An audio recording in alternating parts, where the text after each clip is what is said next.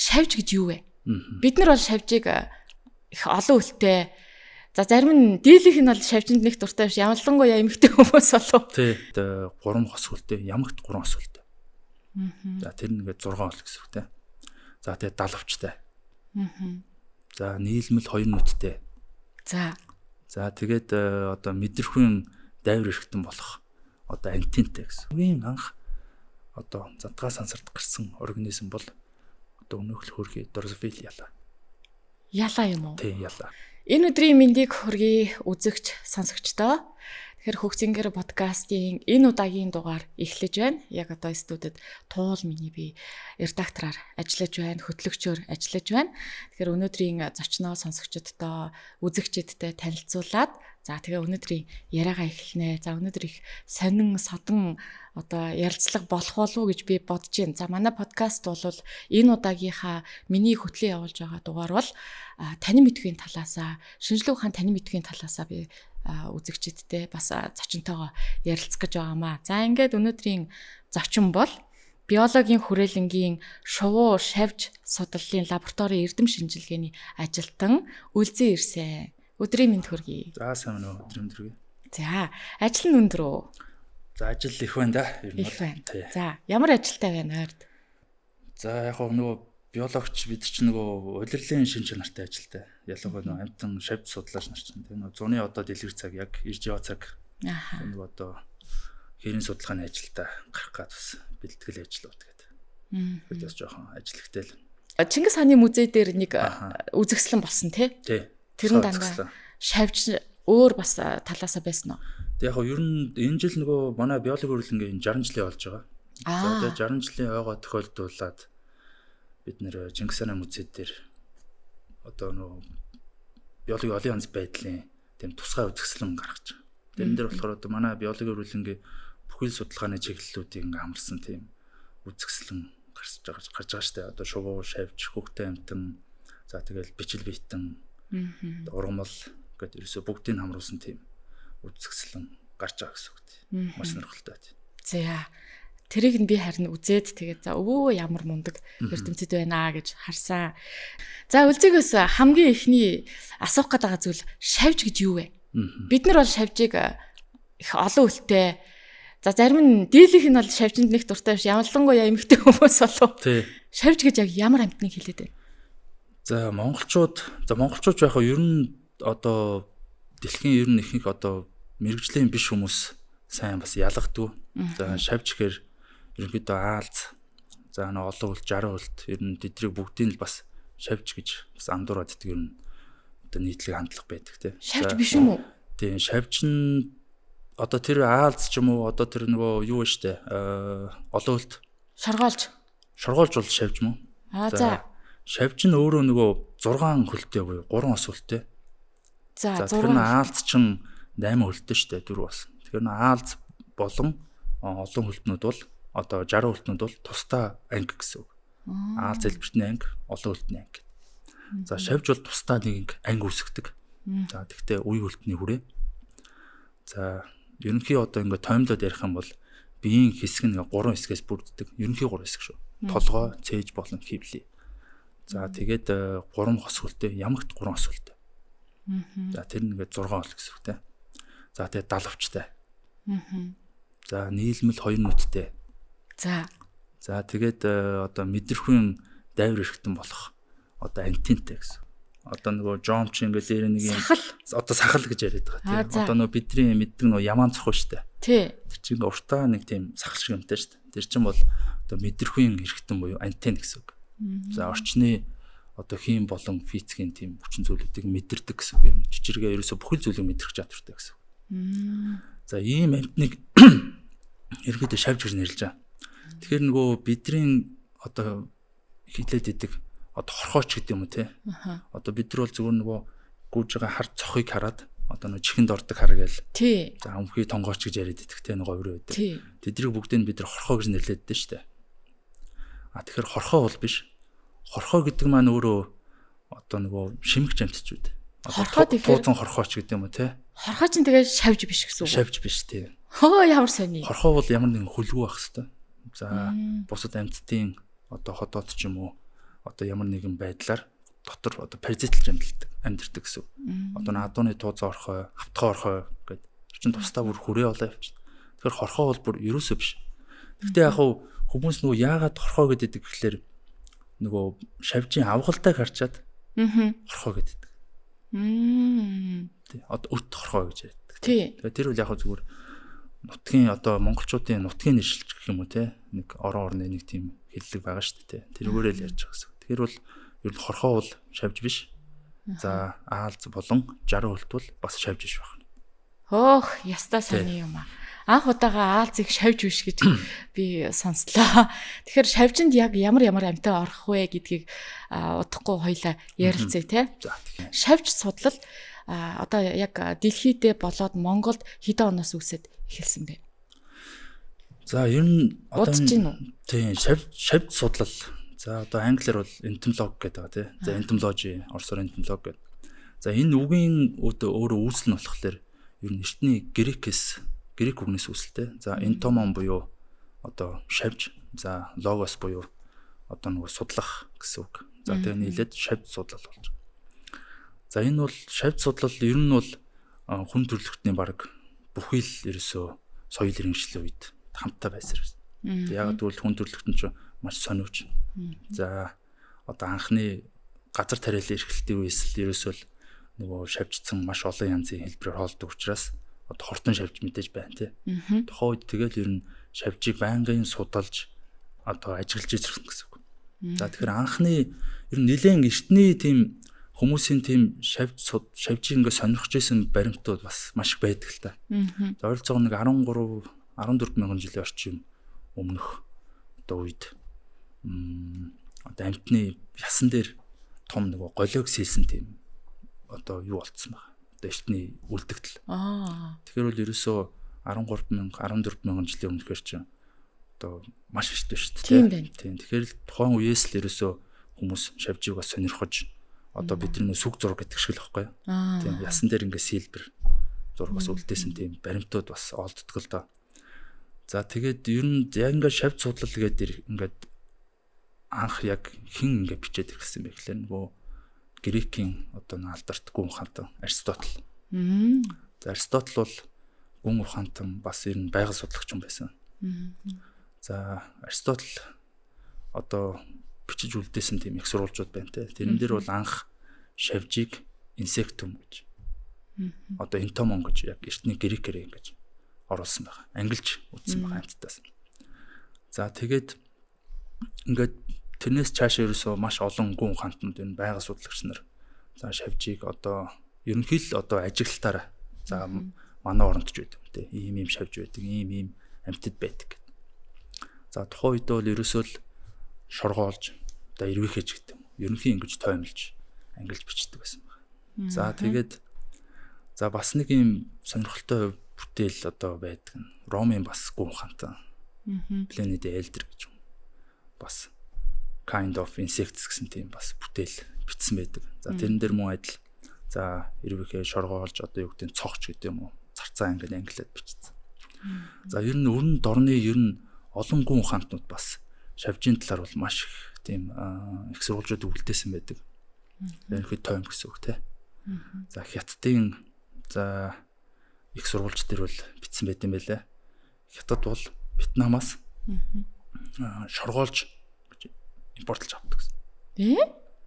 Тэр нь болохоор нөгөө одоогийн бидний нөгөө мэддэг пест контрол буюу одоо хортон шавжийг биологийн аргаар тэмцэхэд ашиглах гэж тийм бас шоргоолж одоо авдаг байсан байна шүү дээ. Тэрэн дээр бол их сурвалж дээр бүр сайхан бичсэн байт юм байлаа. Тэр бүр маш эртнээс гэсэн үг. Тийм байна тий. Тийм. За тэгээд одоо энэ одоо юу гэдэг нь Ром ч юм уу, Грек ч юм уу те эртний тийм улсын тийм гүн ухаантнууд бол ерөнхий ингээд тоймлж бичдэг байсан. За яг ингээд орчин үеийн одоо маягтай яг шинжлэх ухааны маягтай болоод ирсэн ер нь 16 дугаар зуунаас үүсэлтэй гэж үздэг. За ер нь одоо Улис гэд Италийн бас одоо байгаль судлаач юм байна. Тэр бол анх 1602 онд тийм байгаль шинжлэлийн номон дээр бас шавжийг бас ангилах гэж оролцсон. Ихэнх судлаач нар ингээл ангилах гэж л оролдоод байгаа тухайн үед бол. За ийм цэцгэн дээр суудаг ийм байдаг гэдэг ерөнхийдөө ангилаа. За тэгээд ер нь шавжийн тэр шавь судлалд бас нэг нэлээд том хувь нэмэр оруулсан бол Ян Свамердам гэж хүн. За Голландын за одоо биологч гэж бичиж байна. Тухайн үедээ бол зөвхөн одоо бас нэг байгаль натуралист хүн л дээ байгаль судалгаач. Тэр хүн одоо юунд ямар тийм том дэвшил авчирсан гэхээр анх микроскоп ашиглаж за шавжийн үржлийн эргэтэнч байт юм уу. За шавжийн тэр метаморфоз буюу одоо дүр суурилын талаар бүтээл хэвлүүлсэн байна. Тэрэн дөрөв маш дэлгэрэнгүй байсан байдаг. Одоо өндөг, авгалтай, хүүхэлдэй ингэж үржилт ордог. За дотор одоо эргэтнүүдийн бас ингээ сайхан зураад. Тэр бол ер нь шавь судлалын бас шавь судлал бас нэлээд том одоо дэвшил болсон гэх юм уу. Анх микроскоп гарснаар ахна шүү дээ. Тухайн үед микроскопоос өмнө бол бид нар бол зүгээр ингээ нүдээр харснаа л ингээ зураад байдаг. Тэгээ дотор эргэтнийг ямар байдгийг бид нар мэдхгүй одоо хүндрэлт мэдхгүй байсан байна. Тэгээ микроскоп гарснаар бол анх одоо Ян Свамердам бол маш том хувь нэмэр оруулсан. За тэгээ ингэж явж байгаад одоо нөгөө бидний сайн мэдэх Карл Линне гэж. За Шведийн бас уран судлаач, за байгаль судалгаач. За тэр бол маш олон бот бүтээл хэвлүүлсэн байдаг. За тэрэндээ бол анх одоо ургамал, амтныг ангилж бүлгэлж бүр.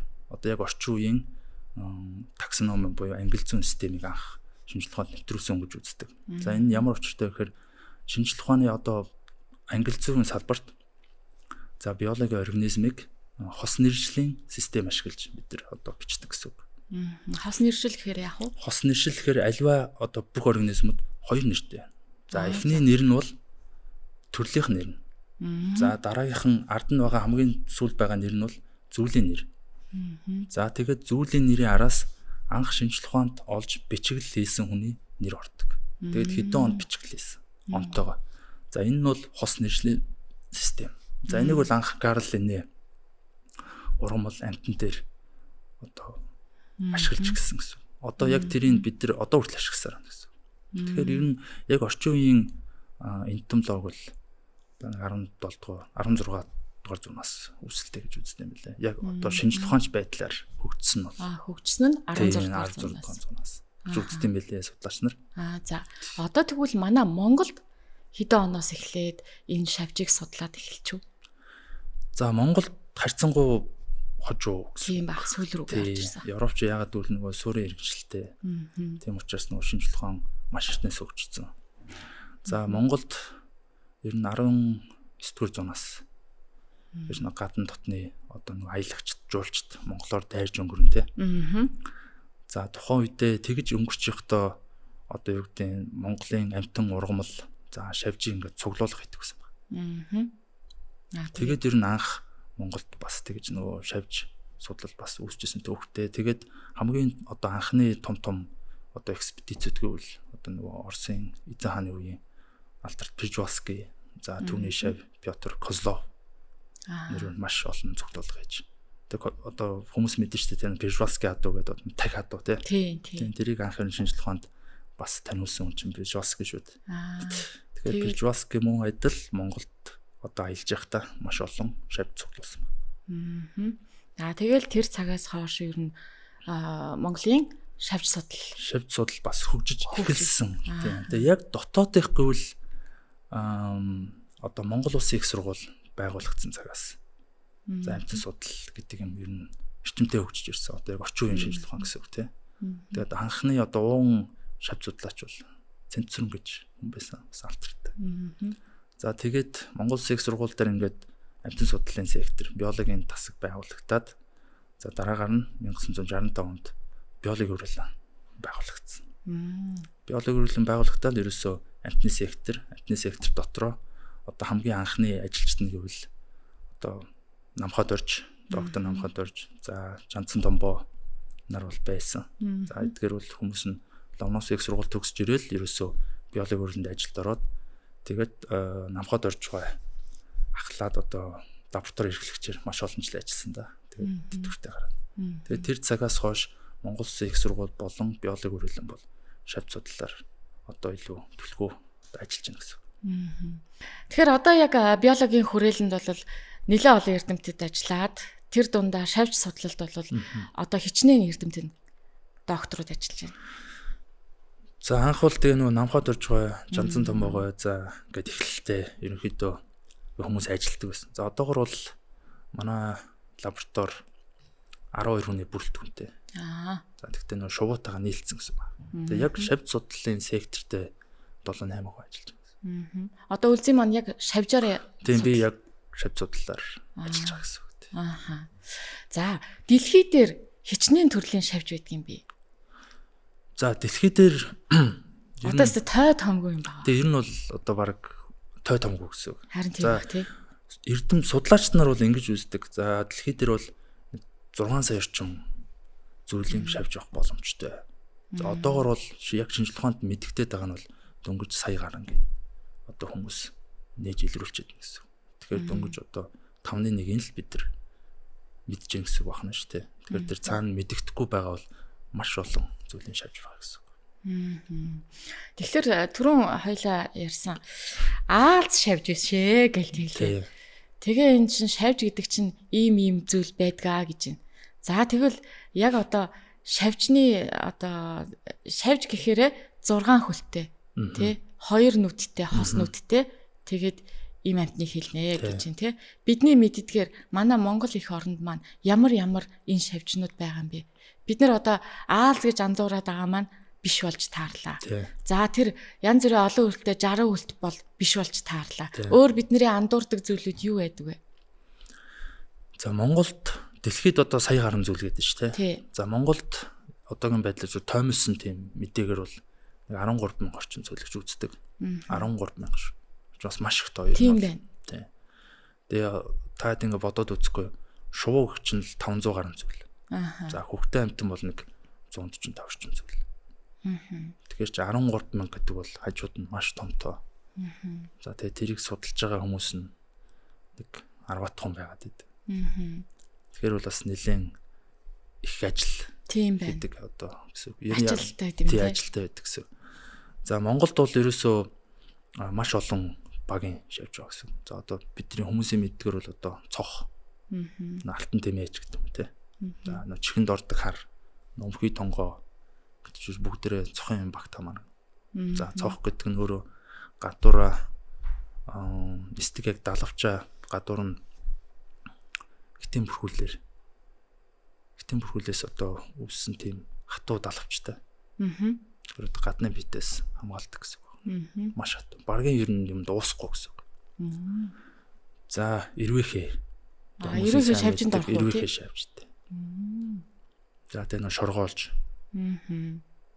За тэр нөө яла шумуул гэдэг юм. Шавжинд орох уу? Жомч гэдэг юм. Зарцаа бүгдээрээ шавж. Нисдгүүд нь орох юм байна тий. За тэгэхээр бас хэцүү болчих. Тий. Нэг юм хэлэхэд үе хөлтөн гээд одоо энэ 60 хөлт одоо олон хөлт. За аалз хавж хэлбэртэн шавж. Эдгээрээс цор ганц нисч чаддаг организм бол шавж. Нисч чаддаг цор ганц үе хөлтэй амтан гэсэн. Зөв. Тэгэхээр түүхэн хөгжлийнхөө явцад шавжийн олж авсан маш нэг том давуу тал бол нисэх чадвартай болсон байна. Энэгээрээ бусад үе хөлтнөөс маш онцлог гэсэн үг шавж. Тэгэхээр нисэж чаддаг болсон гэдэг нь гэхээр яг хөгжлийн ярих үүслээс нь ахуулаад хөгжлийн ярих болчиход байгаа биз тий. Тэгэхээр шавж анх ямар байж агаад ямар болоод одоо ямар байгаа юм бэ гэдэг хөгжлөөс нь ярил. Ерөнхийд нь ярил. Тий, ерөнхийлж ярил яг шавжийг бас нөгөө судлаач нар маш дэвтүүлсэн гэж үздэг. За Ордовик би юу ойролцоогоо 450 орчим сая жилийн өмнө анхны яг шавж хэлбэртэй гэж байгаа шүү. Тийм одоо организм үүссэн гэж үзээд байдаг. За тэр нь тухайн үед бол хуурай газрын урган бол дөнгөж үүсч эхэлж ирсэн үе гэж байгаа. Тэгэхээр бол тэрнтэй хамт хөгжиж эхэлсэн. За мэдээж дэлхийд байгаа бүх организмууд ус орчноос үүсэлтэй гэж үздэг тийм. Тэгэхээр хавч хэлбэртнээс бас шавж үүссэн гэж үздэг юм байна. Судлаач нар. Байж магадгүй юу эсвэл бүр үүссэн гэж үздэг юм байна. Тийм. За ингээд салаалж өгч. Аливаа организм чинь ямар нэг зүйлээс үүснэ дээ. Тийм. Тэгэхээр тэр үүс анх юунаас үүссэн гэхээр хавч хэлбэртнээс одоо салаалж өгсөн гэсэн. Тэгээд хуурай газар ихтлэхээр гараад хуурай одоо уснаас гарсан гэсэн үг байх нь шүү дээ. Тэгээд одоо нисэх чадвартай болно. Тэгэхээр 450 сая жилийн өмнө гэхээр одоо нэг бидний сайн мэддэг Балар эртний амьтан буюу өлөг гөрвөл бол сургаггүй байсан гэсэн үг. Өөх бүх тэрнээс өмнө Тийм, тэрнээс өмнө гэсэн үг. Тэгээд мэдээж шууд хуурай газарт гараад тэд чинь нисэж чадахгүй юм аа. Тэгээд одоо энэ хувьс хөгжлийнхаа явцад нисэх чадвартай болсон гэж үздэг. Одоо бидний нөө сайн мэдэх аврах шавжнуудын одоо ирмэл үлдгэлүүд байдаг шүү дээ. Чулуун дээр дардсууд. Тий. За нөө том сон байдаг шүү дээ. 60 70 см. Тэр чин нотолж өгдөг. Одоо ер нь шавж бол одоо хэдэн зуун сая жилийн өмнөөс нисэх чадвартай болсон юм байна гэдэг. Яг хоо тухайн үед бол яагаад тийм авраг байсан гэдэг байгаа гэхээр тухайн үеийн агарын хүчил төрөгчийн хэмжээ одоогоос их байсан гэж үздэг. Хүчил төрөгчийн хэмжээ их байна гэдэг нь өөрөө амтан том болох боломжтой болно гэсэн. Тэгэхээр ерөнхийдөө бол ургамлууд нь одоо аврах том аймууд ч гэдэг юм уу тий аймал бэрт. Тэгээд дагаад шавж нь бас том. Гэсэн. Ер нь тэгээд ингэж үүсээд за нэг далаагаас гарч ирлээ тий. За тэгээ үүсэл явж яснаа том боллоо. Тэгээ жижигэрсэн үү? Одоо байгаа шавжнар өмнөх байсан шавжнаас хөгжсөөр яваад онцлог нь юу байгаа вэ? Одоогийн бидний энэ нийгэм энэ орчинд амьдарч байгаа зэрэгцээд амьдарч байгаа шавжнар. За ер нь нэгэд одоо Балар эртний үед одоо шавж үлссэн гэж үздэг шүү дээ. Тэгээд дэлхийн уур амьсгал бол маш олон удаа одоо өөрчлөгдсөн шүү дээ. Өсөлтгүй болно, дулаар нь хүүтэрнэ. Тэгээ энэ бүхэн шавжийн одоо олон янз болох байдлын тийг одоо түлхцүүлсэн гэж үздэг юм. Тэгээд нэгдүгürt өөрөө шавж чинь нисэх чадвартай болсон учраас дэлхийн бүх төв тарах чадсан гэсэн үг. Тэгээд илүү олон зүйл гэсэн үг. Аал зэлбэртэн за олон хөлтөнч гэдэг юм уу. Тэр бол одоо зүйлийн тоонууд шавж юм бол хамжирхгүй.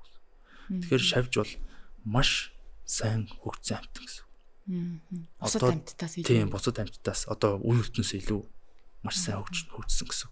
Нисэх чадвартай болсон гэдэг чинь л ерөөсөө агарын орон зайд тархаж чадна гэдэг чинь маш том давуу тал болж байгаа. Тийм байна. Гэхдээ нөгөө газраар одоо явна гэдэг чинь байгалийн маш олон саад тохиолдно. Тэгэхээр чин одоо тархахад бол маш хүнд байдалд орлоо. Тийм. Нисэх чадвар гэдэг бол маш том давуу тал гэсэн үг. Тэгэхээр одоо энэ 1 сая орчим зүйл яагаад байгаад байна гэдэг чинь л ерөөсөө шавж бол маш сайн хөгжсөнийг илэрхийлж байгаа гэсэн үг. Ер нь бол. Түрүүн хэллээ шүү дээ. Шавж ингээд бүх ингээ газраар тархсан гэж байна. Шавж тархаагүй байхгүй газар гэж манай дэлхийд ер нь байдгүй. Ер нь байхгүй. Байхгүй юу? Тий. Антарктид байна шүү дээ. Антарктид хүртэл нэг зүйл шавж байгаа шүү дээ. Нэг зүйл. Тий, нэг л зүйл гэдэг. За. Ямар шавж явах вэ? Антарктидын ялаа гэж нэг тийм хар өнгөтэй ялаа. Тэгтээ нисэх чадваргүй. За. Тийм зөвхөн Антарктидын зун бол маш богинохон шүү дээ. Тэгээ зуны хугацаанд үржээл. Тэгэхээр тэр бол одоо нөгөө тэр хасах 40 эмийн хүүтнийг давна гэдэг бол одоо эволюцийн хувьд бол маш сайн тасан тогтсон байгаа шинжилтэй. Тий. Одоо хүүтнийг одоо төсвөрлөх чадвар бол маш сайн гэсэн. Монголын шавж мөн ялгаагүй. Бид чинь өвөл хасах 40 хүрдэг шүү дээ.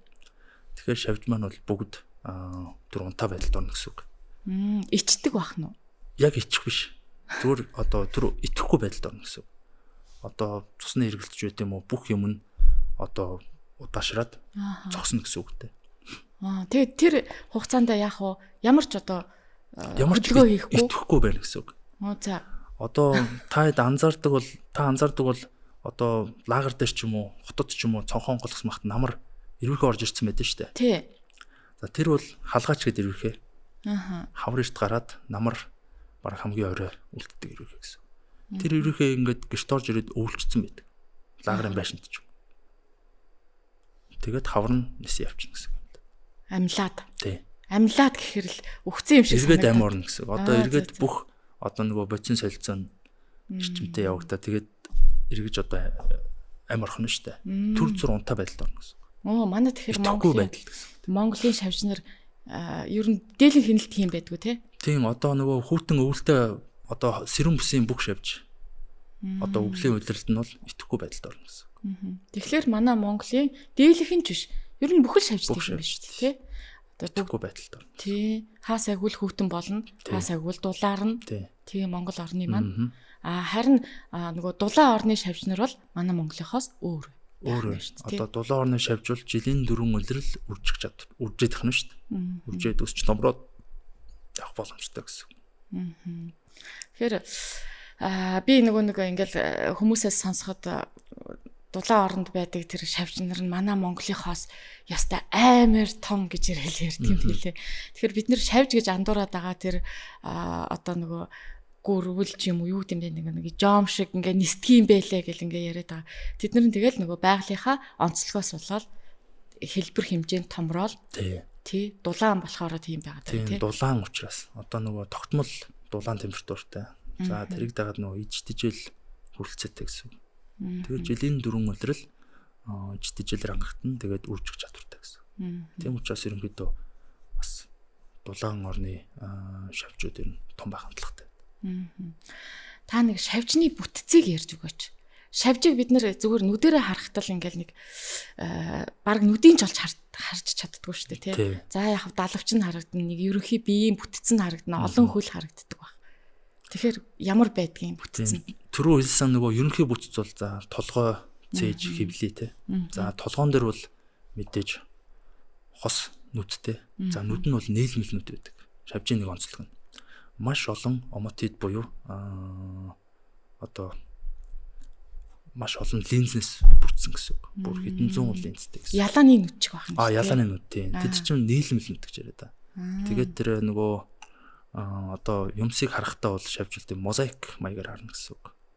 Одоо бүгд нэг тусдаа харах нь шүү дээ тэр линзүүд чинь тийм. Бид нар бол ерөөсөө юмыг нэг нийлмэл байдлаар харж байгаа шүү дээ. Тийм. Тэгэхээр шавж бол мозаик байдлаар харна гэсэн үг. За зарим шавж бол 360 градус бас харах чадвартай. Өөх тийм үү. Гэтэ яг ингээд хүн шиг бол нарийн ялгаж харахгүй хөдөлгөөн илрүүлэх гэдэг байна. Өнгө бол ялахгүй. Өнгө мэдээж ялгана. Ялах уу? Ялгана. За. Тэгэхээр хүн шиг ингэж нарийн бол ялгадаг амтан маш ховштой. Ихэнх нь одоо нөгөө зарим одоо шувуу одоо хөвгтэй амтан чинь тэгээд хүн шиг бол харж чадахгүй гэсэн үг. Гаднах төрхөөрөө бол тийм байна. Тэ түрүүн хоёлаа бас хальтаа хэлсэн ингээл нүдэн тийм хос юм сахалтай байна гэл тэ тавчгаа хэлсэн. Тэгвэл дотоод бүтц нь ямар байдгийг. Одоо хүн шиг нөгөө илэг бөөр зүрх гэл байдаг шиг ходоод байдаг шиг байдгүй эсвэл арай өөр үү? За яг дотоод бүтц даваар бол шавж өөрөө гадаад арга хэстэй амт. Одоо гадаад бүрхүүл нь маш хатуу гэсэн үг. Хитэн бүрхүүлтэй. За. Тэгэхээр тэр нь арга ясна гэсэн үг. Дотор одоо эргэтнээ хамгаалж идэг. Хүн болохоор дотоод арга ястай шүү дээ. Одоо сэр нуруутай амт гэсэн үг тий. Арга ясна дотор байдаг. За үе үлтэй бүх амтд бол гадаад арга ястай. Тэгэхээр мэдээж ходоод үржлийн эргэтэн за нервийн систем бүгд хөгжсөн байдаг. За тархитай гэж байгаа. За тархи нь бол мэдээж хүний тархи шиг бол ураг тархи шиг бол биш. Зүгээр нервийн системийн зангилаанууд байдаг. Гэхдээ бол маш сайн хөгжсөн. Нэг жишээ хэлэхэд нэг төрлийн одоо хунаас нь далавчд хэдгэнцэр. За монголчуудын одоо хэлдгэр зүрхий гэсэн үг. За. Нэг төрлийн хунаас нь далавчдын хэдгэнцэр дээр хийсэн судалгаагаар бол тэр хунаас нь далавчд хэдгэнцэр юугаар амьдардаг. Одоо колоноор амьдардаг. За нийгмийн бүт зохион байгуулалттай гэсэн. Колонийнхоо бүх гишүүдийг бие бинийгаа таньж чаддаг гэсэн тийм судалгааны үр дүн. Нэг бүрчлэн. Одоо нөгөө цэцгээ батаа дулмаа гэдэг шиг. Тийм. Тэгэж бие бинийгаа ялгаж чаддаг гэсэн тийм судалгааны ажил байл. Тэгэхээр шавж хүртэл одоо юу гэдэг нэгнийгаа ялгаж чаддаг байна шүү дээ. Тэгвэл тэр нь яаж ялгаад нь гэхээр одоо амны эрхтэн гэдэг байна. Мандибул дээд ирүү гэдэг. Дээд ирүүний дээр клепус нүүрвч гэж нэг тийм одоо эрхтэн одоо дайвар эрхтэн гэсэн. Тэрэн дээр юм хард толбууд нь бүгдэрийн хэмжээ хэлбэрүүд нь бүгд өөр өөр. Тэргээр нь ялгаад байна гэсэн тийм судалгааны ажил байдаг. Тэгэхээр шавж хүртэл бие бинийгаа одоо хараад ялгаж байна гэсэн байна шүү дээ. Ямар ухаантай юм бэ тий. Тэгэхээр яг ер нь шавж бас нэг колонихоо гишүүдийг бол ер нь феромоноор бас таньж болно. Одоо химийн нэгдэл шүү дээ. Одоо бүхэл амьтын ер нь феромон ялгаруулж байгаа гэсэн үг. Тэргээр нь бас таньж болж байгаа гэсэн үг. Тэрнээс гадна бас хараад таньж байх нь шүү тэр хунасан далавчт эдгэнц. Зөвхөн зүгийн юм байх уу? Өөр бас шавжнаар байна уу? Бусад шавжин дээр хийсэн судалгаа бол бараг одоо байхгүй байна. Яг тэр зүгийн дээр хийсэн одоо хунасан далавчт эдгэнц дээр хийсэн судалгаа бол би нэгээ таньж чаддаг гэсэн тийм судалгаа нь байт. Манай Монголд байгаа одоо зүгийн өөр бас дэлхийд байгаа бусад зүгийнөөс өөр байдгүй эсвэл яг л бүгд л ижил байдгүй. Жишээл авах одоо. Тийм яг хунасан далавчт эдгэнц зэрэгэд нэг овог. За спиди овог. За тэр нь овог доторх ерөнхий морфолог шинжүүд бол дэлхий дээр альч одоо зүйл нь бол ерөнхийдөө хоорондоо төстэй гэсэн үг. Төрлийн хувьд, овгийн хувьд төстэй. За зүйлийн хувьд тэгэхээр илүү нарийн морфолог шинжээр салгадаг учраас зүйл гэдэг маань бие биенээсээ хоёр зүйл бол ямагт хоорондоо өөр байна гэсэн үг. Яг ижилхэн хоёр зүйл бол байх боломжгүй гэсэн үг байна шүү дээ. Өөр учраас хоёр зүйл болгоо салгацсан гэсэн үг байна. Ерөнхийдөө харахад бол бүгд төр төстэй. Би ерөнхий хэлбэр өнгөч гэдэг юм. Төстэй гэсэн амьдралын хэлбэр, хооллолтын хэлбэр ерөнхийдөө төстэй. Шавж ер нь бусад амьтнаас одоо нэг амьдрах чадварын онцлогоор тий амьдрах чадвар хэр байдгийг одоо бусад өчнөөн төрлийн амьтад байгаа. Тий. За шавж түрүү хэлсэн тий тасан зохицох чадвар маш сайн учраас за өнөө хүртэл одоо ийм олон зүйл болж салгаалж өгч чадсан байна. Тэгэхээр бол бусад организмоос илүү тасан зохицох чадвар бол маш сайн гэж хэлж байна. Одоо жишээ нь ингээд зүгээр жом дээр л жишээ авч болно шүү дээ тий. Хаанч амьдарч чадах организм гэсэн үг. Тэгэхээр бол тасан зохицох чадвар за орчны ямар нэгэн өөрчлөлт хийм болон физикийн өөрчлөлтөнд хариу одоо үйлдэл маш түрүү үзүүлж чадна гэсэн үг. Онцлог нь энэ. Онцлог нь тийм шавж. Тэгээ энэ шавжнуудын одоо хоол тэжээлийг авч үзвэл яг ямар хоол тэжээлээр амьдарч чадах уу? Тэгээ хэд насалдаг амьтан юм шавж гэдэг төрлийн амьтад. За энэ сэр нуруутай амьтад бол ерөнхийдөө богино насалдаг. За хөхтэй амьтан шиг одоо шууршигч гэдэг юм олон насалж бол чаддаг гэсэн үг. За амьдралын хэрэгэлт нь маш хурдан явагддаг гэсэн үг. За Монголын хувьд 1 жилийн циклтэй гэсэн үг. За ер нь тэгтээ яг хөө тэр нь зүгээр бие гүйтсэн шавж явж. За зарим зүйл нь бол авгалдаан шатанд 2-3 жил болно. За бие гүйтсэн шат нь бол ерөөсөө 100-ны настай гэсэн. Тэгэхээр шавж бол маш богино амьдралтай амьтаа. Тийм болохоор маш түргэн үржих шаардлагатай болоод надад. За тэжээлийн хувьд аваад үзвэл янз бүр хоол гэсэн үг. За ургамал идэж шүү дээ. За бусад шавжаар хоолж болж байна. За жимс. За сегзэм ерөөсөө идэж болох баг бүхэл зүйлээр шавжуул хоолдог гэсэн. За мөөг, бичил битэн, мөөгөнцрөөр хоолж чадна гэсэн. Тэгээд нэг сонирхолтой юу яхад энэ идэж тэжээл дээр ярихад Австрал төв. За Австрал төв бол өөрөө уугуул салаа төрөтэй амьтан байхгүй газар. Уудтай амьтан салаал огчсон. Тэгээд 1700-аад оноос хойш одоо Европод Австрал руу одоо суурьч эхэлсэн шүү дээ. Тэгээд 1700-аад оны үед анх Австрал дэвд Европчууд үхэр авч ирсэн байна. Хөлөг онгоцоор. Тэгээд тэр цагаас хойш маш их одоо Европчууд Австралд ирээд тех болгонд бол ерөөсөө хонь үхэр ямаач байт юм. Зөвлөж тэндээ үржүүлээд ферм байгуулад. Тэгээ нөгөө тэр чинь өөрсдөө хоолтой л очиод гэсэн үг шүү дээ. Тэгээ нөгөөдөл нь үржин маш хурдан үржин. Тэгээд 1958 гэдэг баха. Унгарын эрдэмтэн нэг шавь судлаач Австралид ажиллах үеэр анзаарсан ба. Австрал төв ерөнхийдөө салаа төрөтний одоо үхэр болон хонь ямаач гэдэг юм. Баасанд ингээд тагтсан. Маш их баас. Тэгээд амьтны тэр өвсөн тэжээлт амьтны баасыг юу задлаад идэв гэхээр шавь задладаг. За баас цох гэж байгаа. Илт сахал цох. Зөвхөн баасан дээр өтөгч цох энэ төр гэл айгүй олон нэртэй л дээ. За. Одоо та бидний мэдэн штэ аргал ингээ сөхөө дарахлаар дотор нь хар тий цох байж идэг та. Тэд нар чин одоо малын ялгцыг задлж чаддаг. Одоо амьтан гэсэн. Тэгэхээр Австрал төв яагаад тэрийг задлж чадахгүй вэ гэхээр уугуул шавж нь тэр нөгөө гаднаас харь зүйлийн одоо ялгцыг задлж чадахгүй байна шүү дээ. Аа. Тэр нь тасан цогцоо гэсэн үг. Аа. Тэгээд нөгөөдөл нь задлж чаддгүй. Тэгэхээр ямар нөгөө сөрөг тал үүсэт нэхэр тэнд нь нөгөө нэг үхрийн баас ч юм уу нойтон баасан дээр ялаа их үржин. За бусад паразитууд үржин. За тэгээд тэр нөгөө аргал юунд орос өв сургаж чадахгүй. Тэгэхээр энэ бэлчээргүй болно. За тэгээд паразитууд одоо олширно гэсэн үг. Тэгээд тэр Унгарын эрдэмтэн төсөл хэрэгжүүлээд 1965 оноос хойш гэдэггүй хаа 85 хүртэл 20 жил. За Европ болон Хойд Америк, за Хойд Африкаас яг тэр үхэр ямаа хоньны баасыг задлж чадах цог Австралид нутагшуулж эхэлсэн. Тэгээд 55 зүйлийн одоо зүйл тийм ялгац одоо задлж чаддаг цог нутагшуулсан гэсэн. Тэгээд амжилттай хэрэгжээд үхрийн баас байхгүй. Тэгэхээр шавж ямар хэрэгтэй вэ гэдэг нь.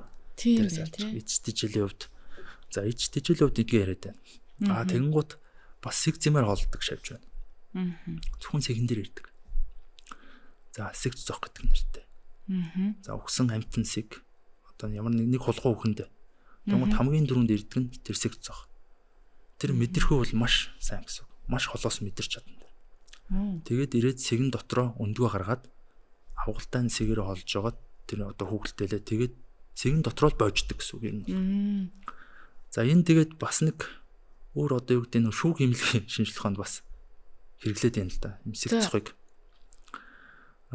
өгсөн хүний цогцыг яг хэзээ өгсөн бэ гэдгийг тодорхойлохын тулд сэг цох. За нэг бол ялааны авгалтай сэгэн дээр үрждэг одоо шавжийн морфолог авгалтай одоо хөгжлөөр нь тодорхойлдог гэсэн. Тэгэхээр одоо юу гэдэг нь шиг зохын одоо хүүхэлтэй нь олдох юм бол дуудсан байна ч гэдэг юм уу. Тэдний хугацаанд энэ одоо хүн маань тэдний хугацааны өмнө өгсөн байна гэдэг тодорхойлох маш ач холбогдолтой гэсэн. Тэгэхээр энэ шавж судлал маань за ерөнхийдөө бараг бүх салбарт одоо хөгжиж байна гэсэн. Хуучин бол одоо эртээр үед бол ерөөсөө л за хөдөө аж ахуйн салбар хүмүүс одоо нөгөө өвс тийжэлээ идүүлэхгүй тулд тэмцдэг. За нэг бол ерөнхийдөө таксоном тал, англи зүй, за тэгээ биологи, экологи үздэг байсан бол орчин үед бол генетик, молекул биологи ерөөсөө бүхий л салбарт шавж судлал хамт хөгжиж байна гэсэн. Зөв их сонирхолтой юм а тий. Тэгэхээр энэ саяны энэ сэг зэмэн дээр суудаг, амьдэрдэг гэдэг байгаа тий. Энэ шавж манай Монголд бол зөндөө байгаа да. Байгаа тий. Аргалаас ахуулаад ямар хуу дүр төрхтэй юм бэ тий. Амтан байна. Нөгөө хар хорхоо мөн. Тий, хар өнгөтэйж байгаа, шар хар тийм холимог өнгөтэйж байгаа. Өнгөний хувьд бол маш олон өнгөтэй гэсэн үг шавж бол. Цэнхэр өнгөтэй гэж байна. Ногоон өнгөтэй, улаан өнгөтэй гэж болно, шар өнгөтэй гэж болно, олон өнгөний хоршил байж болно. Одоо эрүүхийг л мэдж байгаа шүү дээ тий. Эрүүгч бол маш олон өнгөтэй шүү. Цагаанч байна, цагаан дээр улаан толботой ч гэдэг. За өнгөний хоршил бол бүр тод. Маш гоё. Энэ түрүүн хоёул ярьсан шавж бол нэг дээдл нь 3 жил амьдраад тэгээ өгдөг байх нь тий. Би үтсэн шавж бол ерөнхийдөө Монголын хувьд бол одоо 1 жилийн настай гэсэн. 1 жил. За зарим нь бол ерөөсөө хэдхэн 7 хоног. За эрүүхийг чинь хавар эрүүхээ одоо нэг ицсэн байсан эрүүхээ за амьлаад за хоолтож ил хайж явж хагаад үржилд ороод өндгөө гаргаад үхнэ гэсэн үг. Тэгэхээр өндгнөөс цаашаа авгалтай боожоод хүүхэлдэйлэх хугацаа нь янз бүр байж болно зөвлөж шилтгалаа. Зарим цохын авгалтай бол 3-4 жил, зарим эрүүхийн одоо хортон эрүүхийн авгалтай бас 3-4 жил байж болно. 2-3 жил ч. Би юу гэж асуух гэдэг юм хэрэг за дээдлэн тим юм болвол хамгийн бага насалдаг шавж гэж бас байх бах. Тэр нь тэгээ арай л хідэн цаг гэхгүй байлгүй гэж бодоо суучлаа л да. Тийм бас шавж байх. Тэг яг хідэн цагийн одоо настай гэж бол байхгүй бах. Тийм. Өдрөөр хідэн 7 хоног хідэн өдөр одоо юу гэдэг бийг үтсэн үедээ шүү. Бийг үтсэн үедээ хідэн өдөр болоод үржилт ороод өндгөө гараад өгдөг бас шавж байгаа гэсэн.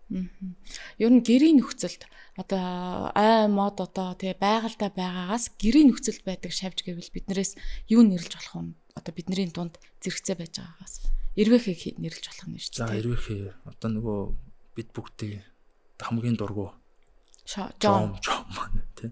Жом ч олон үлтэй юм шүү. Үгүй. Жом 6 үлтэй. 6 үлтэй юм лөө. Маш хурдан. Тэгээд ер нь хүний суурьшлын бүсээр одоо тохиолддог бол маш олон шавж байгаа шүү Олон дээ. За шавж. одоо нөгөө бидний мэдэх нөө цагаан ариу гэж яриад. Тий. За ингээ музей үзмрүүдээр хоолдог бас цох байж болно. За нөгөө шүрэн цохнууд маань байж болно. Алтан тийм ээ те. Тэр чи одоо ер нь цонхоор ороод ирцээ явж Тий, явж идэг. Тэгэхээр ер нь хүний сошиалын бүст бол одоо ялаанууд гэж байна. Төрөл бүр ялаа. Маш олон ялаа те. Тэгэхээр хүнийг одоо дагаж амьдэрдэг сошиалын бүст одоо дасан зохицсон тийм шавж бол бас маш олон байна гэсэн. Энэ олон шавж дундаас хортой хоргүй гэж ялгах уу? Хүнд хортой. За яг хүнд хортой гэд тийм шавж бол байхгүй. Зүгээр магадгүй жомч гэдэг юм уу? Одоо нөгөө бактери вирус дамжуулах одоо жоо магт эрсдэлтэй гэсэн. Тэгээс бол одоо яг хүн дээр очиод хордуулаад идэг шавж гэж бол байхгүй гэсэн. Жомиг бол шууд би бол хортой л гэж үзгээр. Яг хөрхи нөгөө амьдрах нөхцөл нь өөрөө одоо юу гэдэг юм подволт ч юм уу те. Нөгөө нэг илүү бохир орчинд амьдарч байгаа учраас одоо вирус за бактери ч юм уу одоо хүнд тээвэрлэх бас эрсдэлтэй гэж. За зарим шавж нь бас зарим нөгөө паразит хорхоонууд байна шүү дээ. Дууцан хорхоо, тавтх хорхооч гэдэг. Тэдний бас завсрын эзэн болоод идэг. Одоо бид нар нөгөө голио шүү дээ тий. Голиогч бид нар сургаал байдаг шүү дээ. Тэрийг үл сорж ерөөсө болохгүй гэсэн. Тийм үү. Тийм яг шинжлэх ухаанаар батлагдсан бас тийм одоо нөгөө аллерги, ургамлын одоо хашилтал сайн ингээл одоо тэр бас нэг уламжлалт тийм үү. Нэг тийм арга шүү дээ. Тэгэхээр тэрийг бол ерөөсө сорж болохгүй гэсэн. Батлагдсан зүйл байхгүй. Тэгэхээр бол голио маань өөрөө туузан орхооны, хавтгай орхооны, шимэгч орхооны бас завсрын эзэн болж байгаа. Тэгэхээр бол бас эрсдэлтэй. Бид нар голиог сорно, бидний паразит орхоно шүү дээ гаднаас. Тэр бол маш аюултай. Ер нь аливаа нэг тийм түүхий амьтны тийм бүтээгдэхүүн бол өөрөө маш аюултай гэсэн үг. Тэр бол маш болгоомжтой. Ер нь татгалж явах хэрэгтэй. Одоо яг эд гарч ирж ин да. Шумуул одоо гардаг тий. Шумуул ч шавжинд орно тий. Шумуул шавжтэй. Тэгэхээр шумуулыг бол би хортой л гэж үздэг. Нэг хүнээс нөгөө цус руу орж байгаа болохоор халдвар дамжуулдаг гэж ойлгоод идэв шүү дээ. Тий. Тэгээ шумуул яг нөгөө маларын шумуул гээл тий. Одоо маш олон одоо вирус, бактери дамжуулж байгаа амьтад байна. Тэр бол нөгөө нэг хүнээс цуснаас нөгөөнийг одоо сорно шүү дээ. Тэгтэл л дамжуулаад байгаа. Тэгэхээр яг тийм эрсдэл байна. Тэрнээс яг шавж нь өөрөө одоо хүн дээр очиод ч юм уу хор учруулад гэмтэл учруулдаг тийм шавж бол бараг байхгүй. Зөв. Тэгээ харьцангуй айгу нөгөө хилэнцч гэдэг юм уу? Залбиртнууд одоо ахчиг байна. Тэдний жоо бас аюултай эрсдэлтэй гэсэн. Гэхдээ тэд нар бол шавж биш шүү дээ тий. Шавж биш тий. Шавж биш болохоор би аалзнаас жоохон цогтаал нэг ярихгүй л яваад байгаа шүү дээ тий. Гэтэ ингээ яг нөгөө хор хөнөөл учруулна гэх тэгэхээр одоо бид нар л өөрсдөө очиод одоо юу гэдэг яг тухайн амьдрах орчин бид нар эзэлчихэд нь шүү дээ. Шавж өөрөө яг хүн рүү дайраад байх бол тийм байхгүй. Бид нар өөрсдөө яг амьдрах орчин руу н орчод байгаа. Тийм учраас л одоо илүү ойртоод нэгс үг шүү дээ. Одоо юу гэдэг Улаанбаатар одоо хот ингээл тэлээд байна, лагер тэлээд байна те. Тэг чин тэр шавжийн амьдрах орчин руу л бид нар өөрсдөө очиод нэгс үг шүү дээ. Тэгээ одоо хүн чин одоо бараг л хамгийн сүлд үсэн амьд шүү. Тэгэхээр бид нар өөрсдөө амьдтайхаа амьдрах орчин руу л одоо гэрлүүн халдаад байна гэсэн үг байхгүй. Тэгээд бид нар одоо шавж гэмтээгээд ингээд бид нар өөрсдөө одоо энэ амьдтын гэрт нь байгаа шүү дээ. Ер нь бол. Тийм зэрэгцэл амьдарч шүү дээ. Зэрэгцэл амьдрахгүй бол одоо болохгүй гэсэн үг тийм. Шавжны одоо үржил гэж их сонио юм байдаг баха. Би бас бодоод өндөг гаргадаг гэж байгаа юм. Тийм. Тэгэхээр сүүн тэжээлтэн ч юм шиг. Үгүй юу? За шавжны үржлийг ярил за мэдээж шавж бол нөө ирэм хүүстэй. За үржилд орно. За үржилд ороод өндгөө гаргаад ер нь ихэнх бие гүцэн амьтд бол тэгээд амьдралын хугацаанд дуусдаг гэсэн үг. За өндөгнөөс авгалтай гарч ирнэ. За авгалтай маань маш олон үе шатыг дамжина. Хооллоод, томроод тэгмэд гуужна. Гуужна гэдэг нь гууч арьсан хаяад одоо шинээр том болно. За гуужихтаа бол өнгө зүс хэлбэр хэмжээ өөр болж болно. Тэгээд маш олон удаа гуужсны эцэст хүүхэлтэй. Тэр нь юу гэсэн үг вэ? Одоо бидний мэддэг нөгөө юу штэ хүр хорхоо гэдэг. Тий. Торго нэгтэй штэ. Тэр бол эрвээхийн хүүхэлтэй гэсэн үг. Гадуурх уутна гэсэн үг. Шүсээр нэгтэй. Тэрийг бид ингээд хятад одоо хүндрэлтэнтэй. Тэрийг ингээд бүгдийг одоо хөвөөд тэгээд торго гэж юм байна. Тэр дотор бол эрвээхээ бодож байгаа гэсэн үг. За бүх шавж бас тэгж хүүхэлтэй хэлэхгүй. За тэр нөгөө үржлийн тэр хэлбэр нь маш олон янз. За бүрэн хувиралтай, за бүрэн бус хувиралтай. Зарим шавж нь бол өндөгнөөсөө шууд яг их организмтайгаа адилхан гэхдээ жижигхэн тийм шавж гарч ирдэг. За тэр нь бол ингээд гуужиж яг тэр хэлбэрээр томорсоор байгаад одоо бийг үүсдэг гэсэн үг. Одоо зарцаа гэлж болно. Одоо ингээд дэвхрэг гараад дэвхрэг гэж яриад байгаа шүү дээ. Маш жижигхэн зарцаа байдаг шүү дээ. Тэр чин одоо дэвхрэг одоо зарцааны одоо авгалтай гэсэн үг. Тэгэхээр их организмтойгоо биеийн хэлбэр бол ер нь яг адилхан гэсэн үг. Тэгээд томорсоор том зарцаа болно. Тэгэхээр нөгөө эрвэхэй штэ. Эрвэхэй чи авгалдаатай шүү дээ. Авгалдаа одоо бидний яриад өт гэсэн үг тийм. Өт шиг л юм. Одоо өт шиг тийм. Тий. Гэхдээ бол өт биш. Тэр чин эрвэхэй гэж хэлэхэргүй гоц. Тийм. Тэгэхээр яаж явж байгаа энэ эрвэхэй болчих вэ? Бүрэн хувиралтай, бүрэн бус хувиралтай ялгаа гэдэг чинь тэр. Хүүхэлтийн дотор эрвэхэй болж бойжно гэсэн үг байна шин. Тэгээд эрвэхэй гарна гэсэн үг. Тэгэхээр дийлэнх шавж нар дандаа ийм үржилттэй байдгүй. Ерөнхийдөө ихэнх шавж нь бол бүрэн хувиралтай гэсэн үг. За одоо нөгөө бясаа ба штэ. Тий. Бясаа бол бүрэн бус хувиралтай гэсэн үг. Тэгэхээр авгалтай байхгүй. Авгалтай байхгүй. Тэрийг үл яг нимф гэж нэрлэдэг. Авгалтайг нь. Дөнгөж төрсэн авгалтайнууд одоо ингэж гуужаад боожж штэ. Энэ хугацаанд идэж тэжээлээ яаж шийддэг? За зарим одоо зүйл нь бол өндөг чинь бас гадуур хальстай байгаа штэ. Өндөгнөөс хальснаас гарч ирээд за хамгийн ихний идэж тэжээл нь бол өндөгнийхэн хальс байдаг.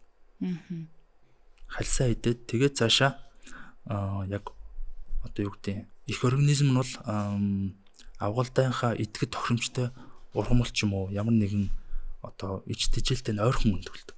Хаамаг бас өндгөлөхгүй байна шүү дээ. Тэгэхээр одоо жишээ нь эрвэхэйгээр жишээ авахад яг авгалтайнхаа идэхэд тохиромжтой ургамал дээр өндөг гаргадаг гэсэн үг. Тэгээд нөгөө авгалтай нь гарлаа шууд ургамлаараа холдоод эхэлнэ гэсэн үг. Шууд л ургамал. Тийм шууд л холдоод эхэлнэ. Тэгээд бодисоор аваад энэ дээр яг ич тэжээл дээр нэг тийм байна.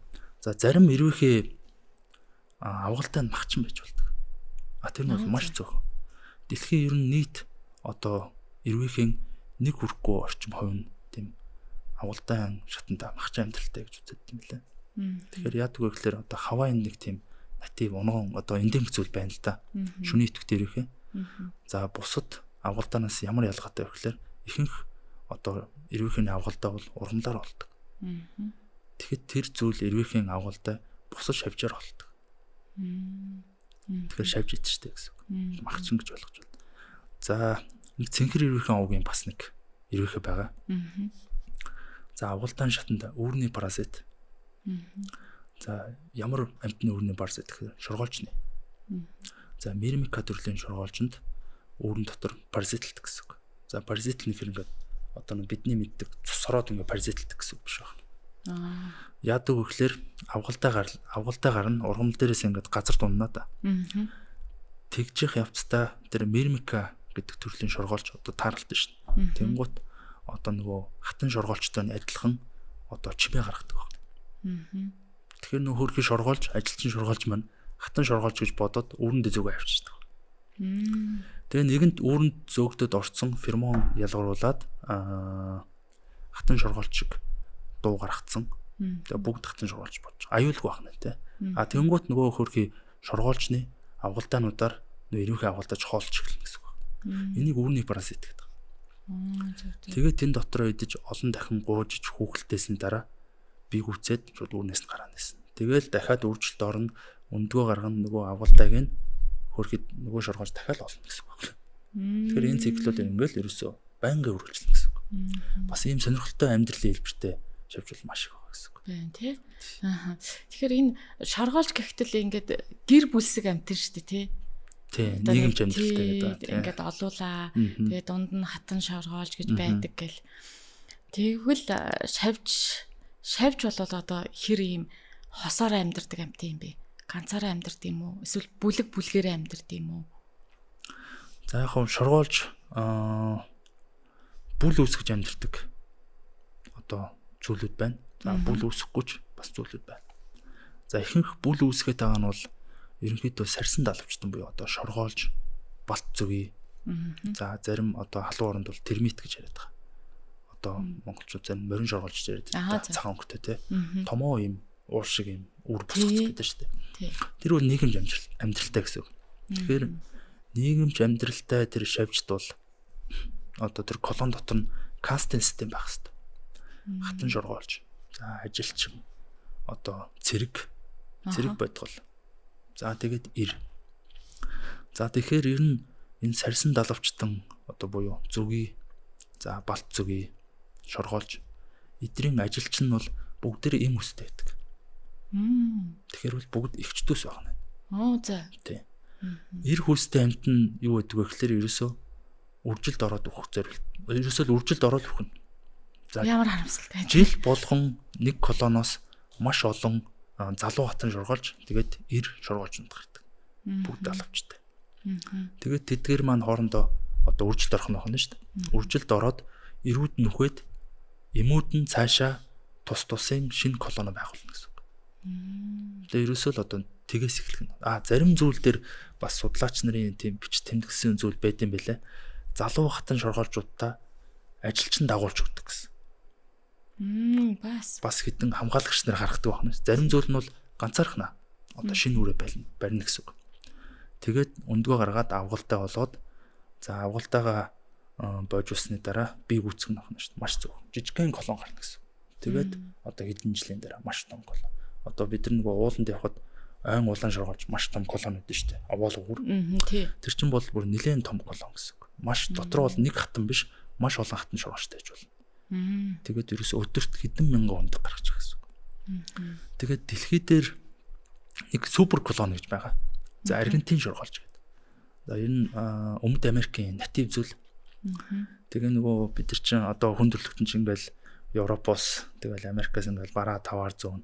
Тэргээр нөгөө нэг хөлөг онгоцоор дамжаад Европ, за Хойд Америк, Аз, Өмнөд Аз ерөөсөө за бараг л Монголоос бусд гарна тэр дулуун оронд ингээд очсон.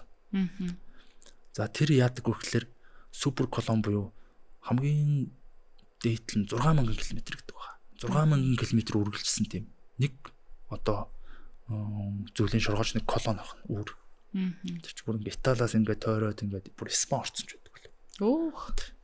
Тэгтээ бүр одоо хэдэн 100 хатан шоргоолж байна гэсэн үг. Тэр том колонд. Тэгэхээр бол ерөөсөө бас зарим шавьжул маш том колон барьж болдог байна шүү дээ. Тэгэхээр бидний яриа маш гоё сонирхолтой өрнөж гин гэж би бол хувьдаа бодож байна. Тэгээд шавьж гэж ямар амтан байдгийм бэ гэдгийг бол хүмүүс тэр болгон наривчлж бол мэдэхгүй. Тэгэхээр одоо бол ерөнхий ойлголтуудыг бол бит хоёрын яриагаас авж байгаа байх гэж бодож байна. Одоо энэ цаг үед ч юм уу эсвэл өмнө нь ч юм уу амьдарч исэн шавьжнуудаас нэг онцлогтой гоё факттай тийм шавьж юу вэ? Тэгээ баримт юу вэ? Тэрнээс яривал. За одоо нөгөө хүн төрөлхтөн чинь ингээл шавь судлаад одоо баг хэдэн мянган жил болчихлоо тий. За тэгээ яг ингээд шинжлэх ухаан хөгжөөд бол бас удаагүй яг орчин үеийн шинжлэх ухаан хөгжөөд. Тэгэхээр одоо энэ генетикийн шинжлэх ухаан ч юм уу. За одоо анагаахын шинжлэх ухаанд нэг том хувь нэмэр оруулсан. Одоо хүртэл бас хүчин зүтгэж байгаа нэг шавьж байгаа. За тэрийг жимсний ялаа гэж нэрлэдэг. Дрософила ялаач гэж нэрлэдэг. За энэ ямар учиртай юм бэ гэхээр анх Америкийн Калифорни их сургуулийн шавь судлаач Чарльз Вудворд гэж шавь судлаач одоо тэр жимсний ялааг үржүүлж үзсэн байна. За маш хурд үрждэг, тэ маш бөөнөр үржүүлэх боломжтой. За тэгээд тухайн үеийн Харвард их сургуулийн генетикч нарт санал тавьсан байна. Та хэд туршилтандаа энэ ялааг ашиглаач гэж. Тэгээд тэр ялааг ашигласнаас хойш генетикийн маш олон нээлт хийсэн. За тэр генетик гэдэг маань шууд анагаах ухаантай хамааралтай гэсэн. Одоо удамшлын өвчнж байдаг юм судалдаг байна шүү дээ. Тэгэхээр энэ ялаа маань одоо хүн төрөлхтөн хэрүүл байхад маш том хувь нэмэр оруулсан гэсэн үг. Одоо нэг шавьж өчүүхэн ялаал одоо бидний одоо амьдрал маш том хувь нэмэр оруулсан байна шүү дээ. Олон нээлтийг бас хийж өгсөн. Тэгэхээр одоо олон уюудмаараа одоо хүмүүст хүчин зүтгэсэн гэсэн үг байна шүү дээ. Тийм байна тий. Тэгээд энэ бас ялаа маань юугаар онцлог байд юм бэ гэхээр одоо бид нар чинь хүн төрөлхтөнж бас ингээл нөгөө сансарт нисэх мөрөөдөлтөй тий. Саран дээр очиж үзгэнсэн. Задгаа сансар ямар байдаг бол. За тэгэхээр хамгийн анх бол одоо нөгөө зарим хүмүүс нохоо ч юм уу, шимпанзе ч юм уу бас сансар ниссэн гэж боддог гэж магадгүй тахарах ч юм уу тий. Лабораторийн загварлах юм. Тэгэхээр хамгийн анх одоо задгаа сансарт гарсан организм бол одоо өнөөхөл хөргий дрозофил яла. Яла юм уу? Тий, яла. Анх 1947 онд гэдэг баха. Задгаа пуучин хөргөөд тэгээд амжилттай буцаж ирсэн гэж байгаа шүү бас. Хөөрхий. Тий. Тэгэхээр одоо тэр нөгөө задгаа сансарт нөгөө одоо татах хүч, даралт маралт ч юм бас одоо организмд нөлөөлөх нь гарцаагүй тий. Тэрийг судлахын тулд анх дрозофил ялаг бас буучинд ич хөргсөн байна. Тэгэхээр задгаа сансарт хамгийн анх гарсан амьд организм бол дрозофил яла. Яла шавж тий. За. Ястаа. Тэгээд үүний дараа тий нөгөө одоо юу гэдэг лаборатори болгон шимпанзе нохоогод маш хөргсөн шүү дээ тий. Тэгэхээр бол тэдрээс өмнө одоо ялаа бол задгаа сансарт гарсан байх юм шүү дээ. Энэ олон амьтан дундаас ялааг сонгоно гэдэг чинь ялаа тэгвэл чадвар өндөртэй хаанч амьдрах боломжтой гэж сонгосон юм болов? Яагаад сонгосон юм болов? Яг тухайд нөгөө нэг генетик судлах гад. Тэгээ нөгөө маш хурдан бөөнөр нь үржүүлэх боломжтой амьтан хэрэгтэй шүү дээ. Тэгэхгүй одоо юу гэдэг удаан хөгжилтэй амьтан сонгоовч юм бол одоо туршил тэр чингээр удаашна гэсэн. За дрозофил ялаа маань маш урт түргэн одоо бөөнөрөө үржих чадвартай. Тийм учраас бас дрозофил ялааг сонгосон баг. Одоо Монголд байгаа энэ шавжуудыг маш олон төрлийн шавж байгаа бах тийм. Тэднийг манай Монгол эрдэмтэд бүгдийг судалсан байгаа гэж үзэх үү эсвэл болоогүй юу? Ер нь бол бүгдийг судалж бол мэдээж амжихгүй. За маш их цаг хугацаа, хүн хүч, хөрөнгө мөнгө шаардлагатай. За тэр чинээрээ улсаас дэмжлэг хэрэгтэй мэдээж. За ерөнхийдөө ингээ хараад байхад улсаас бол за шавж судлалын салбар руу бол дэмжлэг бол за баг байхгүй гэж хэлж байна. За одоо нөгөө биологч нар за бусад манай яам томгийн газар юунд анхаардаг гэхээр нөгөө том амьтдаа л анхаардаг. Шувуу том хөртэй амьт. Тэгээ яг нөгөө орчны өөрчлөлтийг мэдэрдэг. За манайх шиг тэр тусмаа уул уурхагаар одоо хөгжиж байгаа орн бол за тэр ашигт малтмал байгалийн баялагийг олборлолтоос шалтгаалсан тэр экосистемуудын тэр өөрчлөлтүүдийг одоо судлахад бол шавж бол маш чухал гэсэн үг. За шавж яагаад гэвэл орчны өөрчлөлт маш эмзэг хариу үйлдэл үзүүлж чаддаг. За олон оронд бол шавжийг индикатор буюу одоо орчны өөрчлөлтийн илтгэгч организм болгож ашигладаг гэсэн үг. Тэгэхээр бол Монголд бол за усан дээр мэдээж хийгддэг. За хуурай газрын шавж дээр бол за баг тийм судалгаа бол маш цөөхөн гэсэн. За цөөхөн одоо бүлэг-бүлгээр нь бид нар судалж байгаа гэсэн. Мэдээж 13,000 чин одоо 10 хүн ингээ судалж чадахгүй шүү дээ. За мэдээж дараагийн үе нь гарч ирнэ. Тэрний дараагийн үе тэгжиж бид баг багаар одоо бүлгүүдээ бад судлахгүй бол нийт нь судалж бол баг боломжгүй гэсэн үг. За одоогор бол нэг ирвэхээ за цох, шоргоолч гэдэг юм уу. Нийтлэг тийм шавжуудаа бид нар илүү түлхүү судалж байгаа гэсэн үг. Одоо бидний мэдгээр бол одоо би түрүүн хэлжсэн эхлэхдээ Чингис хааны музейд одоо үзэсгэлэн гарч байна гэж байна тий. Тэн дээр зөвхөн нэг хэдхэн тонны л шавж байгаа шүү дээ тий. Тэрийг л бусдад дэлгэж харуулж. Тийм зөвхөн одоо нөгөө төлөөлнө гэсэн үг. Төлөөлнө. Тий. Ерөнхийдөө ийм зүйлийн одоо шавж байдаг шүү гэсэн төлөөлөл. За бүгдийг нь бол бид нар дэлгэх боломжгүй. Зарим нь одоо олж чадахгүй гэсэн үг. Зарим нь одоо ховор үйж болно тийм ээ. Маш зөөн тохиолддог. За тэгээд яг ямар үйлрэл тохиолдох нь сайн мэдэхгүй. Түүхтэй шүү дээ. Энэ бол за ингээл судалгаанд яг за ийм зүйл цуглуулна гэл одоо за яг энийг цуглуулныг харах чинь тухайн жилийнхэн цагуур одоо цагаар ямар авах бид мэдэхгүй дээ. За хүүтэн жил бол за тэр нөгөө үржлийн одоо үржлэнг хойшлж болно, ухарч болно. Илүү удаашрч болно. Тэгэхээр бол яг нэг тухайн жилийн цагуураас шалтгаалаад яг хизээ гарах үг гэдэг нь тодорхойгүй гэсэн үг. Урагшилж хойшлж болно. Ишт дулаар бол ишт гарна. За орой дулаар бол орой гарна гэсэн үг. Тэгэхээр тухайн жилийнхаа цагуурын байдлыг харж ижил одоо цуглуулгаач гэдэг юм уу хийнэ гэсэн үг байна шүү дээ. Та бүхэн ингээд юу яадаг бахал та лаборатори байгаад тий байгаа бах тий. Байгаа. Лаборатори байгаад тэр нь одоо ингээд бусад одоо ангаахын гэдэг юм уу ингээд бас өөр эрдэм шинжилгээний ажилтнуудын лабораториуд байгаа. Яг тэднэртэй ажиллах. Тэд нар чинь ингээд нөгөө тоног төхөөрөмжийн сүүлийн үеийн болоод ингээд улам хөгжөөл байгаа. Та бүхний лаборатори ер нь хэрхэн яаж ажиллаж байна вэ? Сонирхвол. За яг энэ шавь судлал за яг нөгөө ерөнхий шавь судлал бол за мэдээж хээрийн судалгаанд гарна. За шавжаа спирт юм уу? За формалент ч юм уу? Цуглуулад за муутгахын тулд ч та. Цэвэрхэн байхын тулд. Тэгээд хотод авчирна гэсэн лабораторид. За тэгээ бүгдийг дийлгэж хатаагаад одоо та Чингис хааны үзэд төр хатаацууд байгаа шүү дээ харсан тийм. Тэр шиг бид ингээ бүгдийг хатгадаг гэсэн.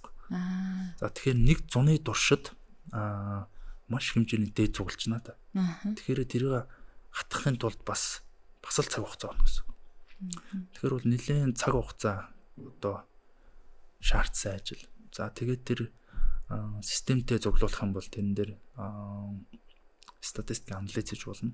За нэг бол зүгээр систематикийн судалгаа хийж байгаа бол одоо шинэ зүйл бүртгэдэг ч гэдэг юм. Тийм судалгаа хийж болно гэсэн. Тэгээд одоо бол ер нь за генетик, молекуляр биологийн шиг л ингээд хамтраад одоо судалгаа бас манайх хийг явж байгаа гэсэн. Тэгэхээр одоо орчин үеийн судалгаа бол бүр төсөөлөхөд бүр маш нарийн судалгаа хийдэг болсон шүү дээ. Дэлхийд тий. За Монгол ч гэсэн бас ер нь дагаад бас хийх гэж оролдож байна бид нар. Дагаад хийж гин гэсэн үг тий. Сонирхох юм бол дэлхийн хамгийн том одоо эсвэл амжилттай явж байгаа чадварлаг явж байгаа тэр баг лаборатори эрдэмтэд зөвхөн шавжин дээр хаана байна? За шавжин дээр бол за мэдээж нөгөө шинжлэх ухаан эртнээс өгсөн Европ орнууд тий. За мэдээж Америк. За Азад бол Хятад бол одоо бас нэлээд тэргүүлэх болоод дэлхийд тэргүүлэх болчлоо шүү дээ. За Япон, Солонгос. За Зүүн Азийн олон орнууд. За мөн Австралийн шавь судлаач нар бол маш одоо мундаг гэсэн. Дээрвисээ одоо түүхтэй гэсэн. Тэгэхээр бол ерөнхийдөө шинжлэх ухаан эрт өгсөн газар л тэрийг дагаад маш сайн хөгжиж байгаа. Тэрнээс гадна засгийн газраас нь маш сайн дэмжлэг үзүүлдэг гэсэн. Тэгэхээр бол одоо альва нэгэн судалгаа биологи юу ч хийж болно. Одоо амьтан ургамал ордоо бит юу ч хийж болно. Засгийн газраас ч юм уу ямар нэгэн маш сайн дэмжлэгтэй байж ижил тэр судалгаа амжилттай яваад. За дэмжлэггүй бол за энэ маш хэцүү гэсэн үг. Ястаа нөгөө монголчуудын хэлдгээр бор зүрхээрээ. Тий, одоо бор зүрхээрээ л гэсэн үг тий. Манай Монголын одоо яг энэ шавж судлалын хүрээлэнд ажиллаж байгаа эрдэмтэд гадаадын одоо энэ мундаг бас эрдэмтдтэй хамтран ажиллах тийм ажлууд байдгүй. Байгаа. Мэдээж нөгөө за Монгол Улсын их сургууль байгуулагдсан цагаас одоо Орос Монгол, за Герман Монгол, за Польш Монголч гэдэг юм уу хамтарсан экспедицүүд бол маш олон жил явсан. За одоо хүртэл Орос Монголын экспедиц явсаар байна. За Унгарын нэрт одоо шавь судлаач Золтан Касап гэж хүн Монголд 6 удаагийн экспедиц байсан бид. 1963 оноос 68 оны хооронд. За тэгвэл Монголын бараг л бүх газар нутгаар одоо явсан гэсэн үг. Тэгээд маш хэмжээний дээд цуглуулсан. За энд тухайн үеийн нөгөө одоо Цэнцэрэн багш, за Намхаад орж байгаа Жанцсан Томпогоо энэ төр бол бүгд тэр одоо тэр Орос Монголын экспедиц ч гэдэг юм уу. За Унгарын экспедиц ч гэдэг юм уу. Бүгд тэр хамтарч ажиллаж байсан гэсэн үг. За одоо үед бол мэдээж бас орчин үеийн шавь судлаач нар бас Япон, Солонгос, Хятад, за Америк, Орос ерөөсөө маш олон орны судлаач нартай хамтарч ажиллаж байна. Тэд нар бол ерөнхийдөө энэ Төв Азийн ч гэдэг юм уу. За тэр тусмаа судалгаа бага ихсэн орн руу ирэх ер нь жоохон сонирхолтой. Яг гэвэл нөө шинэ одоо мэдээлэл олж авах гэдэг шүү дээ. Тийм учраас Монгол бас маш онцгой объект. За тэр нөгөө байгалийн бүс төрнөөрөө бас онцгой. Манайх ч одоо нөгөө сэрэн бүсийн яг хээртэй шилжилтийн бүс. Тийм учраас биологийн одоо төрөл зүйл нь бас нэлээд онцлогтой. Тийм учраас бас гадны судлаач нарын бас анхаарлыг татдаг байх л та. За тэгээ бид хоёрын одоо подкаст маань энд хүрээд өндөрлөж байна да. Тэгээд маш богинохон юу болж байна те. Богинохон биш л те бид хоёр ч одоо бүр цаг ярьсан байна. Цаг ярьсан. За. Тэгэхээр бас энийг ярьчих юмсан гэж бодож орж ирсэн зүйл байсан уу? Тэрнээс нь асуугаагүй байж магадгүй. Яг за ерөнхий нөгөө шавь судлал за шавжийн талаар гэсэн болохоор бас илүү ерөнхий юм ярьлаа. Тэгэхээр бас үзэгчдэд бас магадгүй сонирхолтой мэдээлэл хүргэсэн байх гэж бодож байна. Баярлалаа танд. Зүгээр та ч гэсэн баярлалаа урьж устсан. Бидний хувьд бол шавж гэдэг үнэхээр хол байлаа. Зүгээр л нүдээр хардаг, энэ тэнд гүйжидэг, эсвэл ингээд нисчидэг зүйл амтан болгоныг л бараг шавж гэж боддог байлаа. Гэтэл өнөөдрийн ярилцлагаас бид нар маш их олон юм олж сонсож байна. Эн чинь шавж, ядаж шавж биш гэдгээ олоод ойлгочлоо гэж бодож байна. Тэгээд өнөөдрийн энэ подкастт маань биологийн хүрээлэнгийн шувуу шавж судлалын одоо лабораторийн эрдэм шинжилгээний ажилтан үлзий ирж оролцлоо үзэгчтэй сонсогчдоо. Тэгээд танд ажилд нь амжилт хүсье. Эрдэм шинжилгээнийх нь ажилд нь. За тэгээ боломж цаг зав нь таардгийг бол дараагийн бас нэг подкастэнд таныг урьж оролцуулаад бүр цаашлаад бүр амтнаа илүү цаашлаад шавжаа ярий гэж бодож байна. За та бүхэнд бас баярлалаа урьж оролцуулсанд. За мэдээж боломж болцоогаар бол бас шавжийг шавж судлалын талаар олон нийтэд түгээх нь бас одоо нөгөө манай хүрээлэнгээ бас нэг үүрэг өгдөг. Тийм учраас бас олон нийтэд одоо соён гэрүүлэх гэдэг байгаа шүү. За тэр нь бол нэг хүчрэг одоо нөгөө шинэ юу мó үсэг заах та биш. Ерөөдөө шавж судлалыг бол мэдээлэл заавал олон нийтэд түгэж хэрэгтэй. Тэр утгаараа бас нэг экологийн боловсруулагч юм чинь. Тийм учраас бас дараагийн үнд бас урьж оролцуулал дуртай ирэх. За баярлалаа. За аль болох бид хоёр тийм энгийн хэллэгээр те манай эрдэм шинжилгээний ажилт маань энгийн хүмүүс ойлгохдохоор ярина шүү гэдэг. Тэгээд бид хоёр яг энэ дагуул ярьлаа да. Тий. За энэ төрөд подкастаа өндөрлөе. Тэгээ хамтдаа байсан бүх үзэгч сонсогчдод баярлалаа. Хэрвээ танд бас сонирхолтой асуулт байгаад үлзийтэй маань холбогдохыг хүсэх ч юм уу тий. За тэгээд асуух асуулт ч юм уу байгаа бол доор комент хэсэгт үлдээж болно. Ингээ Хөгтөнгөр радиогийн подкаст энд хүрээд өндөрлөж байна. Дараагийн дугаараар иргэд уулзъя. Баярлалаа.